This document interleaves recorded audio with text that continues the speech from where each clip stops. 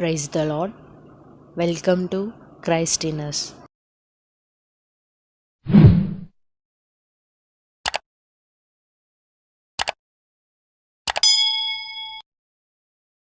పరిగెత్తుకుంటూ వెళ్ళిపోయాడు. యోర్దాను నదిలో బాప్తిస్మం ఇచ్చే యోహాను నీళ్ళలో ఉన్నాడు. యోర్దానులో ఉండి పాప క్షమాపణ నిమిత్తమై మారు మనసు విషయాల గురించి ప్రకటించడం మొదలుపెట్టాడు. యూదయ ప్రాంతంలో ఉన్న ప్రజలందరూ అరణ్యంలో ఉన్న యోర్దాను నదికి వచ్చారు. అందరితో పాటు యేసు ప్రభు కూడా వచ్చారు. యేసు ప్రభు యోహాను దగ్గరికి వెళ్తా ఉన్నాడు బాప్తిసం తీసుకోవాలని. కానీ యోహాను ఏమన్నాడంటే, యేసయ్య మీరే నాకు బాప్తిసం ఇవ్వండి అని అన్నాడు. కానీ యేసయ్య అన్నాడు, కాదు, ధర్మశాస్త్రం అంతయు ఈలాగు నెరవేర్చుట మనకు తగి ఉన్నది. దేవుని స్తోత్రం చెప్దాం. నేను మీ అందరి అటెన్షన్ కొరకు చెప్తా ఉన్నాను. మన మనసు దేవుని వాక్యం మీదకి వెళ్ళాలి. దేవుడు మనతో ఏం మాట్లాడబోతున్నారు. ఏదో వారానికి ఒకసారి వస్తాం. After all, a 1.5 hours we want to be here. This is the very good time for us. We have to praise and worship the Lord God Almighty. Or otherwise, we never want to receive a suitable blessings. దేవుని పాదాల దగ్గర కూర్చున్న మనం ఆరాధనలో కూర్చుని, దేవా ఏ వాక్యము ద్వారా మీరు నాతో మాట్లాడబోతున్నారు. యేసు బాప్తిసం పొందారు. పరిశుద్ధాత్మ చెప్పండి, పరిశుద్ధాత్మ పావురము వలె ఆయన మీదికి దిగి వచ్చును. స్వరం వినబడతా ఉంది, ఈయన నా ప్రియ కుమారుడు, ఈయన యందు నేను ఆనందించుచున్నాను. ఎవరి యందు?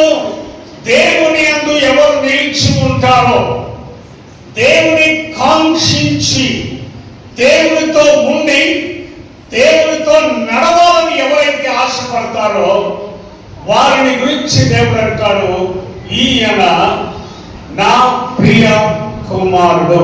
వినరా, లోక పరిస్థితులు ఎన్నైనా ఉండొచ్చేమో వేరేగా, కానీ దేవుడి దగ్గరికి ప్రశస్తమైన హృదయంతో రావాలి. కొద్దిసేపు వాక్యం మీద మనం కూర్చుంటే దేవుడు మాట్లాడడానికి ఇష్టపడతా ఉంటాడు. కారణం ఏంటి అంటే, దక్షిణాఫ్రికా దేశంలో కొంచెం క్రూరమైన మనుషులు, ఆ మనుషులు అంతగా వాక్యాన్ని దేవుని గురించి వినరు, ధ్యానం చేయరు. ఎవరి ఇష్టం వారిని అరణ్యంలో, ఆ ఎడారి తీరంలో నడిచి వెళ్తా ఉంటారు. భోజనం లేదు, వస్త్రాలు లేవు, నివాసాలు లేవు, ఆకలితో అలమటించిపోతున్న ప్రజలు. దేవుడు ఎవరు అంటే ఏమో మాకైతే తెలియదు. అలాంటి ప్రజల మధ్యకు డేవిడ్ లివింగ్స్టన్ అనే గొప్ప దైవ సేవకుడు ప్రార్థన చేస్తున్నాడు. దేవుడు పిలిచాడు. దక్షిణాఫ్రికా దేశంలో ఉన్న ప్రజల దగ్గరికి వెళ్ళి స్వార్థను ప్రకటించమన్నాడు. స్వార్థను ప్రకటించడానికి వెళ్ళిన డేవిడ్ లివింగ్స్టన్ గురించి నేను మీకు చెప్తాను. వాక్యం ఏముంటుందంటే, క్రీస్తు యేసునకు కలిగిన ఈ మనసు మీరును కలిగి ఉండండి. ఆ మాట బాగా ధ్యానం చేసిన వారై, యేసును ధరించినటువంటి వారై వారి దగ్గరికి వెళ్ళిపోయారు. స్వార్థను చెబుతున్నాడు, బాప్తిసాలు ఇస్తున్నాడు, సంఘాలను కట్టడం మొదలుపెట్టాడు. ఒక సేవకుడు ఆ ప్రాంతానికి వెళ్ళి, ఆ డేవిడ్ లివింగ్స్టన్ చనిపోయి సమాధి చేయబడ్డాడు. ఇంకొక సేవకుడు అక్కడికి వెళ్ళి సువార్తను చెబుతూ, ప్రభువైన యేసు మన కొరకు వెలుగును తీసుకొని వచ్చాడు, రక్షణను తీసుకొని వచ్చాడు, అందరూ నమ్మండి అని ప్రకటిస్తుంటే ఆఫ్రికా దేశస్తులు వచ్చి, ఎస్ మేము ఆయనను చూశామన్నారు. ఈ సువార్తికుడికి ఏం అర్థం కాలేదు. ఎక్కడ చూశారు? ఆయన మా దగ్గరికి వచ్చారు, ఆయనను మేము చేర్చుకున్నాము, ఆయన వాక్యం చెప్పారు, బాప్తీసాలు ఇచ్చారు. ఎవరైనా రండి, ఆయన ఎవరో చూపెడతామని డేవిడ్ లివింగ్స్టన్ సమాధి దగ్గరికి తీసుకుని వెళ్ళి అందరూ సమాధి చుట్టూ మోకరించి ప్రార్థన చేయడం మొదలుపెట్టారు. నీకు వస్తే, నాకు ఇష్టం బాగా కీర్తన వస్తే ఉందా మీ దగ్గర? 216వ కీర్తన. విజయంబు విజయంబు విజయంబు మా యేసు విజయమేను చుగో గెలిచి నేడు చేసే యజమాను ఎల్లా ప్రయాసములెనావ స్వజనులగా చింప సమాసేసిరువ నీగ విజయంబు విజయంబు విజయంబు మా యేసు విజయమేను చుగో గెలిచి నేడు చేసే. అందరూ ఆ కీర్తన పాడి దేవుని స్తుతిస్తా ఉన్నారట. ఆ సేవకుడికి అర్థం కాలే.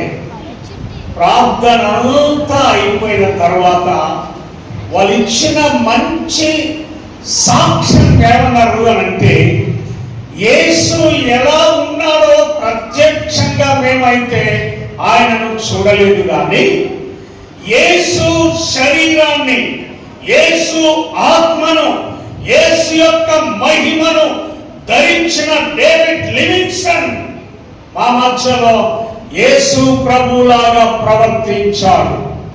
Just we want to remember. బిడ్డలారా, దేవుని వాక్యాన్ని పునరుద్ధానుడైన ప్రభువుతో వాక్యాన్ని ధ్యానించేటటువంటి మనం, దేవా మీ వాక్య స్వరూపంలో మాకు కనబడుతున్నారు కనుక మీ స్వరూపాన్ని మాకు అనుగ్రహించండి. ఈరోజు మనం ధ్యానం చేస్తున్న వాక్యం ఏంటి అంటే, ఈయన నా కుమారుడు, ఈయన యందు నేను ఆనందించుచున్నాను. నేను మీ అందరిని అడుగుతాను, మీ అందరూ దేని యందు ఆనందిస్తున్నారు? గట్టిగా. అదేమో ఇప్పుడు చెప్తాం, కొంచెం గుడి గడప దాటామనుకో ఏం చెప్తాం? ఏదేదో కొన్ని అన్ని కథలు కల్పించి చెప్తాం. కానీ వాక్యం ఏమని చెబుతుందో ఒక్క మాట చూద్దాం. దేవుని వాక్య విభాగంలో ఎఫెసీ పత్రిక 4వ అధ్యాయము 15వ వచనం.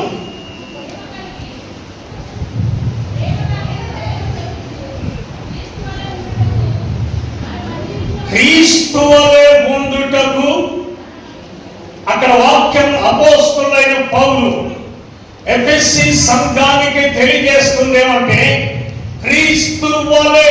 ఎవరి వలె? గట్టిగా, ఎవరి వలె?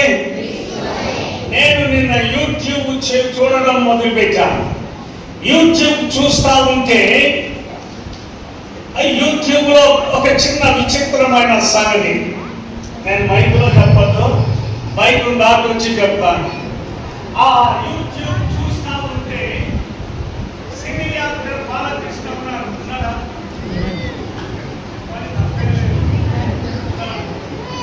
వారికి ఏదో బహుమానం ఇస్తామని అలా చూస్తున్నారు. నరేంద్ర మోడీ కూడా బాలకృష్ణ ఏం చేశారంటే పంచగట్టుకొని పోయారు. పంచగట్టుకొని పోగానే నరేంద్ర మోడీ విచిత్రంగా చూడడం మొదలుపెట్టారు. ఎందుకు చెప్తున్నానంటే, ఆయన వారి నాన్ననో సాహిత్యం చెప్పే యాక్టర్ లాగానో ఎవరిలాగానో సిద్ధపడి ఉండొచ్చేమో కానీ, అపోస్తలుడైన పౌలు ఎఫెసీ సంఘానికి చెబుతుందంటే, క్రీస్తు వలె జీవించడానికి దేవుని స్తోత్రం చెప్తాం. హల్లెలూయా. గట్టిగా చెప్పాలి. హల్లెలూయా. ఎన్ని ఫ్రిడ్జ్లు ఉన్నాయి యేసు ప్రభువుకు? ఒకరోజు మా పాప మా మనవరాలకి వాక్యం చెప్తా ఉంది. నాన్న, యేసు ప్రభు యెరికో నుండి నడిచి వెళ్తా ఉన్నాడు. మమ్మీ ఆగారు, యేసు ప్రభు నడిచి వెళ్తా ఉన్నాడన్నావు కానీ యేసు ప్రభుకు కారు లేదా? చెప్పాలి. యేసు ప్రభుకు కారు లేదా? వారి మైండ్ దేని మీద ఆధారపడ్డది అని అంటే లోకంలో కనబడుతున్న వాక్యం మీద ఆధారపడి యేసయ్యకు కారు లేదా? ఉంటే ఉండొచ్చేమో, హెలికాప్టర్ ఫ్లైట్ ఉంటే ఉండొచ్చేమో, కానీ వాక్యంలో చెప్పబడుతుంది ఏంటంటే, ఎఫెసీ సంఘమా, మీరు క్రీస్తు వలె జీవించడానికి సిద్ధపడాలి.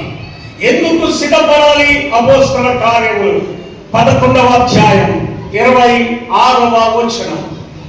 26వ వచనం. పైన ఉన్న 5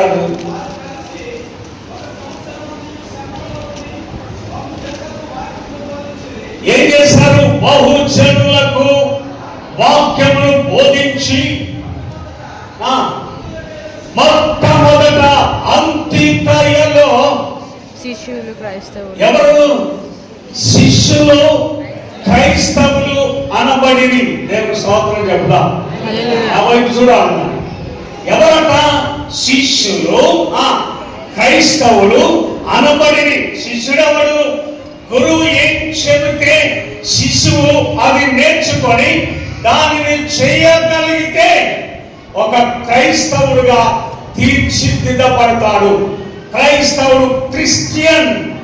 who is Christian? Who wanted to be like a Christ, he will be called as a Christian. Okay, ఎవరు క్రైస్తవుడు అని అంటే క్రీస్తును ధరించిన వారై క్రీస్తు వలె జీవించగలిగిన వాడే క్రైస్తవుడు. ఒకటి చెప్పి ఒకటి చేయడం కాదు. నా జీవితంలో అలా చేతగా ఏదన్నా ఉంటే దాన్ని కొండ బారులు కొడతాను. వాడు ఎంత పెద్ద హీరో కానీ ఎంత పెద్ద యాక్టర్ కానీ, just we must come to know the reality. What is a reality? ఎందుకు అనంటే నిజ స్వరూపాన్ని కలిగిన యేసును ధరించినటువంటి వారమై. యేసు ఏం ధరించాడు? వారు ప్రజలందరికీ వాక్యాన్ని ప్రకటించారు. శిష్యులు మొదటగా క్రైస్తవులు అనబడిరి. నేను చెప్తాను, యేసు ప్రభు చనిపోయాడు, శిష్యులు బయలుదేరారు. ఇద్దరిద్దరుగా బయలుదేరి వెళ్తా ఉన్నారు. యేసు ప్రభు చెప్పిన సంఘటనలన్నీ కూడా ప్రకటన చేసి రోగులను బాగు చేస్తున్నారు, చనిపోయిన వారిని తిరిగి లేపుతున్నారు. అనేకమైన అద్భుతాలు యేసు ప్రభు ఏం చేశాడో వారు కూడా అదే చేస్తా ఉన్నారు. చూద్దాం. మీ దగ్గర బైబిల్ ఉంది కదా? మార్కు సువార్త 16వ అధ్యాయం 15వ వచనం.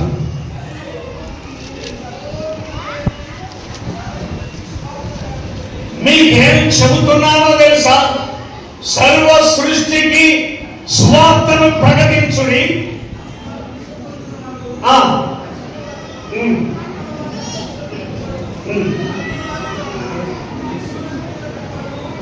నమ్మిన వారి వలన ఈ సూచక క్రియలు కనబడును. ఒక్కసారి నవ్వు చూడండి. ఎవరి వలన? ఎవరి వలన? నమ్మి. ఏ నమ్మాలి? గట్టిగా చెప్పండి. వాక్యం ధరిస్తే, వాక్యాన్ని భుజిస్తే వాక్యమే చెబుతాం. గంజాయి తాగా సైలెంట్ అయిపోయా. గంజాయి తాగాం, ఏం చెప్తాం?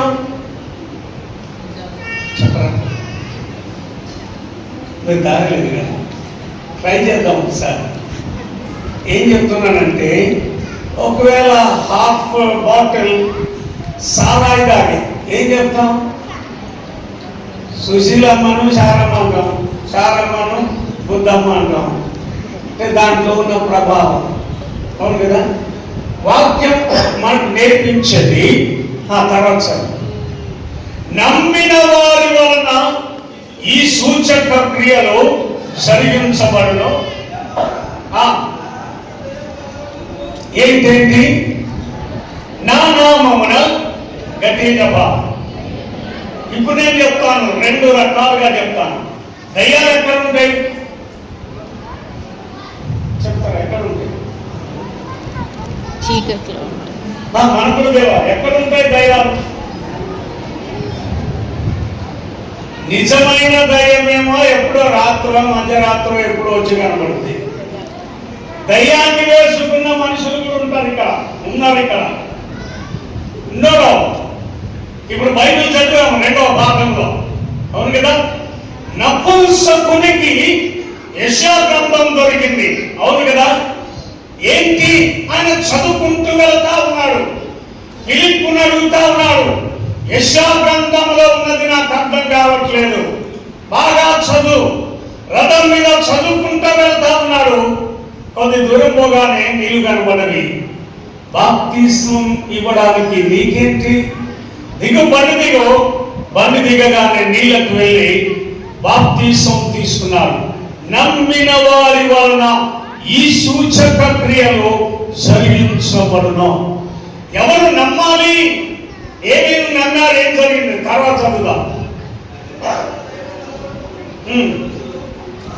దయ్యములను వెళ్ళగొట్టుదురు. నా వైపు చూడండి, నా వైపు చూడండి. మీరు చూసారు ఎప్పుడైనా దయ్యం? నేను పంపను ఒకదాన్ని. నిన్న ఒక దయ్యం వచ్చింది నా దగ్గర. దేవుని స్వామిని చెప్పండి. Very sorry. అది ఎంత పెద్ద దయ్యం అని అంటే మహాభూతం. అవును కదా? నేనంటే నపుంసకుడు వేరే, దేవుని కొరకు నపుంసకుడుగా చేయబడిన నపుంసకుడు వేరే. మనముగా నపుంసకులముగా మార్చబడతాము. అవును కదా? కానీ వాక్యం ఏమంటది అనంటే దయ్యములను వెళ్ళగొట్టుదురు. ఏం మాట్లాడతారు? కొత్త భాషలను మాట్లాడుదురు. చాలా మందికి దేవుని స్తోత్రం చెప్తాం, చెప్తాం.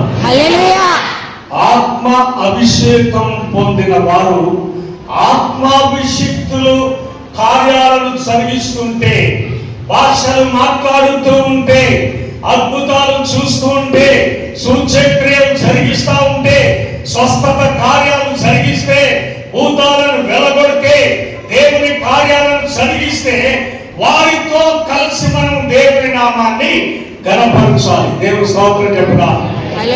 అయితే వేరేగా అనుకోకూడదు. Very sorry. ఎందుకంటే పరిశుద్ధాత్మను అవమానపరిచిన వాడికి ఈ లోకమందైనను పరలోకమందైనను క్షమాపణ అనేటటువంటిది లేదు, ఉండదు.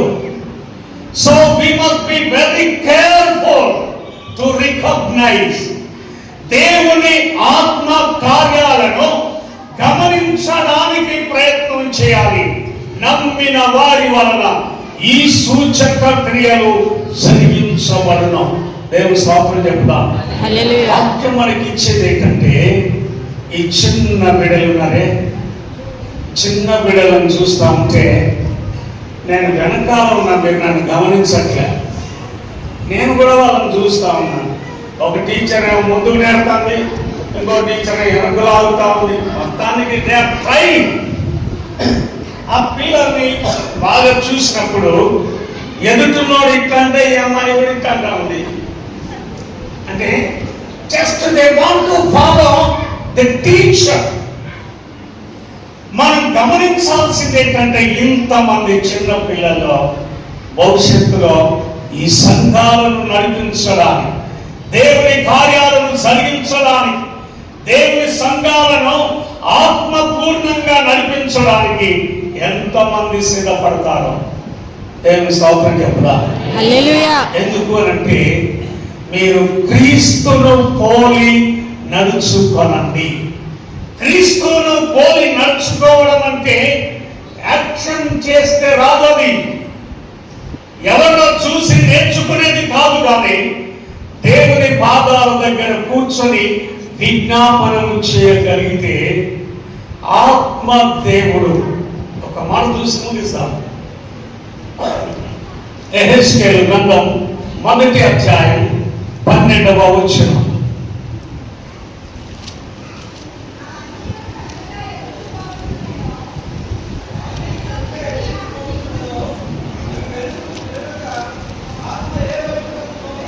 ఆత్మ ఏ వైపునకు పోవచ్చు ఉండెనో ఆ వైపునకే పోవచ్చు ఉండేది. దేవుని స్తోత్రం చెప్పదా. గట్టిగా చెప్పండి. ఆత్మ ఏ వైపునకు వెలుచు ఉండెనో ఆ వైపునకే వెలుచు ఉండేది. 20వ వచనం చదువుదాం. ఆత్మ ఎక్కడికి పోవునో, ఇప్పుడు నాకు చెప్పాలి, మీరు నా వైపు చూడండి. ఆత్మ అభిషక్తులు ఎక్కడ ఉన్నారో ఆత్మ అభిషేకం కోరుకున్న వారు కూడా అక్కడికే వెళ్తారు. దేవుని వాక్యం మనకి ఇచ్చింది ఏంటంటే, ఉదాహరణ చెప్తాను. 5 బిడ్డలు ఉన్నారు. 5లో 4 కొంచెం మంచిగానే ఉన్నారు, ఒక్కడేమో దురలవాట్లకు బానిసలు అయిపోయారు. నేను మీ అందరిని అడుగుతాను, ఆ ఒక్కరిని వదిలిపెట్టేద్దామా మనం? చెప్పాలి, చెప్పరాదు. క్రిస్టియన్ అని చెప్పు. ఇట్లా అంటే కింద పడి. నేను అడిగేది ఏంటో తెలుసా, ఆ ఒక్కరు కూడా మనలాగే ఉండాలని వారి కొరకు కొంచెం ప్రయాసపడాలి. నేను నిన్న ఎక్కడో అడిగాను, తప్పిపోయిన కుమారుడి కథ తెలుసుగా మీకు బైబిల్? అవును, గట్టిగా చెప్పండి. బాగా తెలుసు, ఎన్నిసార్లు విన్నాము, ఎన్నిసార్లు చదివాము. అవును కదా.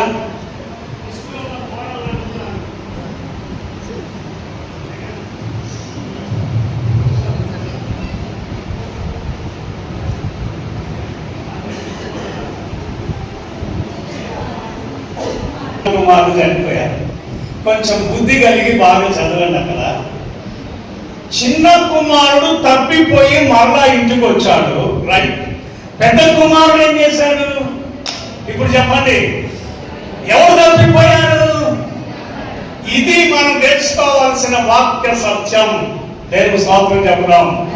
పెద్ద కుమారుడే తప్పిపోయాడు, కానీ చిన్నవాడు తప్పిపోయి దొరికాడుగా, మరణించి మరలా తిరిగి లేచాడు. అదే అన్నమాట, నాకు మొరపెట్టుమో నేను నీకు ఉత్తరం ఇచ్చదను, నీవు గ్రహింపలేని గూఢమైన.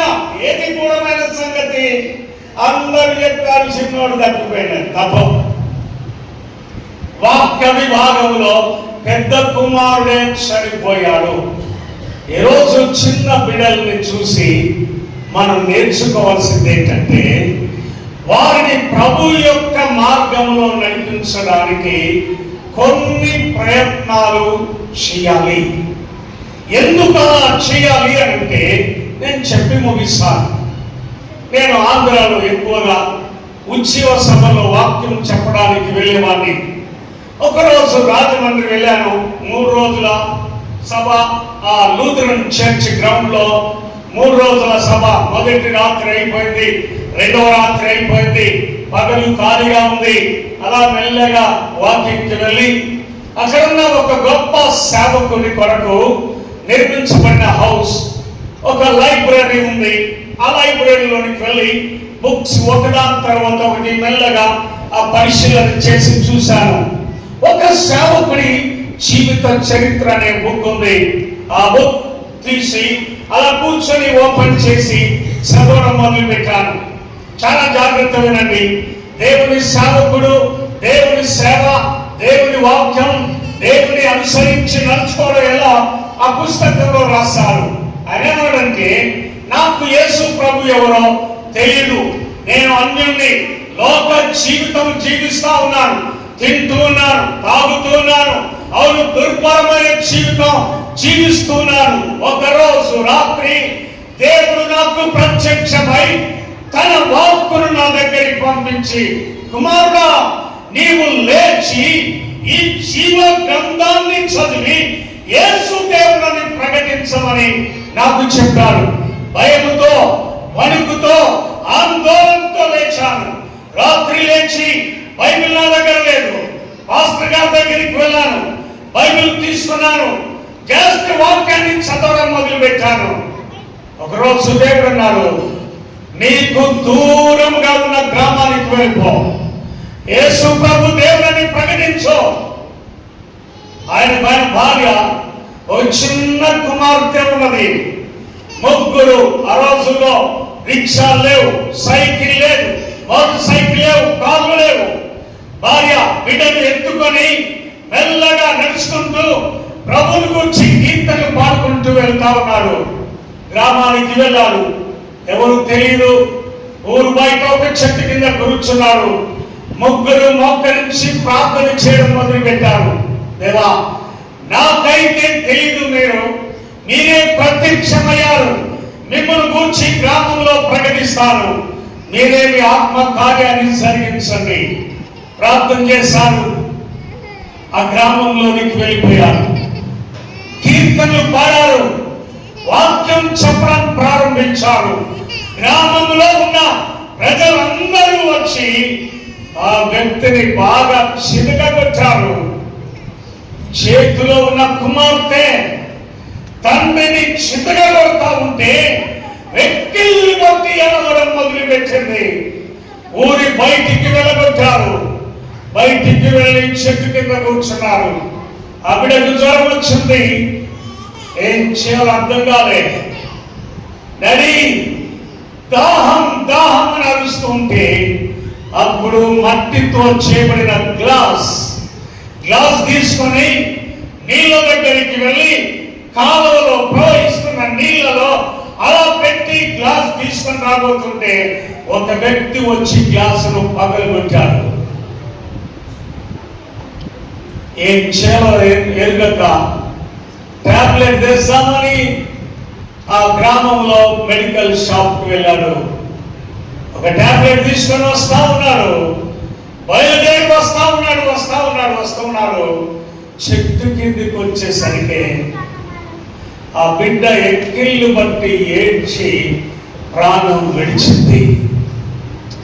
ఎవరు లేరు. భార్య, ఆయన ఉన్నారు. చనిపోయిన కుమార్తెను టవల్తో చుట్టాడు. ఆయన మెల్లగా గోతిని తీశాడు. బిడ్డను ఆ శవాన్ని అలా ఎత్తుకొని చిన్న ప్రార్థన కన్నీళ్లతో, బిడా, నీవు దేవుడి దగ్గరికి వెళ్ళిపోయావు. దేవుడు అడుగుతాడు, మీ డాడీ అంటే ఎవరు అని అడిగితే, గ్లాసరు మంచి నీళ్ళు ఇవ్వడానికి చేతగాని వారని చెప్తావా? టాబ్లెట్ ఇచ్చి బ్రతికించలేని అసమర్థుడని చెప్తావని కన్నీళ్లు పెట్టి ఏడ్చి బిడ్డను బాధ పెట్టాడు. రాత్రి చెట్టు కింద పడుకున్నాడు. పిలుపును మర్చిపోలే. దెబ్బలు కొట్టినా, బిడ్డ చనిపోయినా దేవుని పిలుపును మర్చిపోని వారై తెల్లవారి 5 గంటలకు చెట్టు కింద భార్యాభర్తలు ప్రార్థన చేయడం మొదలు పెట్టారు. గ్రామస్తులు ఒకరి తర్వాత ఒకరు చెట్టు చుట్టూ చేరారు. గంట సేపు ప్రభు అయిన యేసుని గురించి బోధించారు. బిడ్డలారా, నిన్నటి దినమున హింసించిన గ్రామం అంతా ఆ స్థలంలోనికి వచ్చి రొమ్ము కొట్టుకుంటూ కన్నీరు విడిచి ప్రార్థన చేసి, పాస్టర్, మీరు ఈ గ్రామం నుండి వెళ్ళవద్దు, కానీ మా కొరకే యేసు దేవుడని ప్రకటన చేయండి, మేము దేవుని నమ్ముతున్నాం. దేవుని స్తోత్రం చెప్పండి. ఒక్క బిడ్డను కోల్పోయిన పాస్టర్ 3,000 మందిని సంపాదించిన వారై దేవుని నామాన్ని ఘనపరిచాడు. That is the ministry. దేవుని బిడ్డలముగా, దేవుని నమ్ముకున్న వారముగా ఎవరిని పోలి నడవాలి అనంటే క్రీస్తును పోలి నడవండి అని వాక్యం చెబుతా ఉంది. బిడ్డలారా, లోకములో ఉన్న మనుషులను, నాయకులను అవి కాదు కానీ దేవుని వాక్యాన్ని పర్టిక్యులర్ గా we have to devote time and again. కారణం ఏంటి అంటే నీవు వాక్యాన్ని ధ్యానించడం మొదలు పెడితే వాక్య రూపములో ఉన్న ప్రభు నిన్ను అలుముకొని ఆత్మ చేత అభిషేకించి యేసును గురించి ప్రకటించడానికి ఒక గొప్ప భాగ్యాన్ని ఇస్తాడు. దేవుని స్తోత్రం చెబుదాం, హల్లెలూయా. గట్టి చెబుదాం, హల్లెలూయా. ఎందుకు అనంటే క్రీస్తును పోలి నడుచుకోనండి. ఈ చిన్న బిడ్డలు ఎంతమంది కూర్చున్నారు చూద్దాం. అపోస్తల కార్యముల గ్రంథం 6వ అధ్యాయము 8వ వచనం చదువుతున్నాం. స్టెఫను కృపతోను బలముతో నిండిన వాడై ప్రజల మధ్య మహత్కార్యములను గొప్ప సూచక క్రియలను ఎవరు చేస్తా ఉన్నారు? స్టెఫన్. ఇంకా కాసేపటి చనిపోతారు. స్టెఫన్ దేవుని చూస్తూ ఉన్నారు. స్టెఫను దేవుని ఆత్మ చేత అభిషేకించబడిన వాడు. నేను చూపెడతాను ఆయన ఏం చేశాను. చూద్దాం. ఇప్పుడు 10వ వచనం చదువుదాం. మాట్లాడుటయందు అతడు అగపరిచిన జ్ఞానమును, అతనిని ప్రేరేపించిన ఆత్మను వారు ఎదిరింపలేకపోయిరి. దేవుని స్తోత్రం చెబుదాం, హల్లెలూయా. ఎవరు స్టెఫెన్? దేవుని ఆత్మ, దేవుని జ్ఞానమును పొందుకున్న వారై మాట్లాడుతూ ఉంటే అతనిని ఎదిరింపలేకపోయిరి. ఒక స్టెఫెన్ లాగా మనం సిద్ధపడాలి. ఇంకొక మాట చూపెడతాను చూడండి. అక్కడే 15వ వచనం. సభలో కూర్చున్న వారు అతని వైపు తేలి చూడగా అతని ముఖము, స్టెఫెను ముఖము దేవదూత ముఖము వలె. చెప్పండి ఇప్పుడు ఎవరైనా చెప్పాలి. ఎవరైనా? స్టెఫెను. ఎవరి రూపము? దేవుని దూత ముఖమును పోలిన వాడై. పిల్లల దేవుని సన్నిధిలో ప్రార్థన చేయగలిగితే, దేవుని ఆత్మ అభిషేకం పొందగలిగితే, దేవుని కృపలను ఆస్వాదించగలిగితే యు విల్ బికమ్, అవును కదా, ఒక దేవదూత ముఖం వలె నీ ముఖాన్ని మార్చగలరు. దాన్ని మనమేమంటామంటే రూపాంతర అనుభవం, ట్రాన్స్ఫిగరేటెడ్ పర్సన్. ఎవరు అంటే మనము కూడా దేవదూత ముఖం, అవునుగా. దేవుని పాదాల దగ్గర కూర్చున్న మనం నేర్చుకోవాల్సింది ఏంటంటే క్రీస్తును పోలి నడవగలిగితే దేవుడు వస్తారు, మన చేతిని పట్టి ఆయన ఉండే స్థలంలోనికి తీసుకొని వెళ్తారు. కారణం ఏంటో తెలుసా? కారణం ఏంటంటే దేవుని సముఖ జీవగవలిలో, దేవుని సముఖ జీవగవలిలో నీ పేరున్నదా, నా పేరున్నదా. దేవుని సముఖ జీవగవలిలో నీ పేరున్నదా,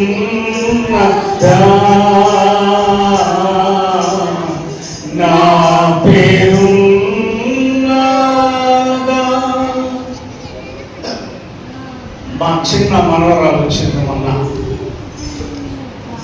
వాళ్ళ అమ్మమ్మ బాగా రెడీ చేసి ఏబిఎస్కో అని బలవంతం చేస్తుంది. అది చూసి చూసి చూసి అమ్మమ్మ VBSకు పోవటానికి రాలే, నేను ఆడుకోవడానికి వచ్చాను. VBS సంఘం అనుకో కొత్తగూడెం వెళ్ళిపోతా, డోర్నకల్లో ఉండను. ఎందుకే VBS? నేను కొత్తగూడెంలో VBSకి పోయినా అన్నిట్లో ఫస్ట్ ప్రైజ్ వచ్చింది, నేను వెళ్ళను.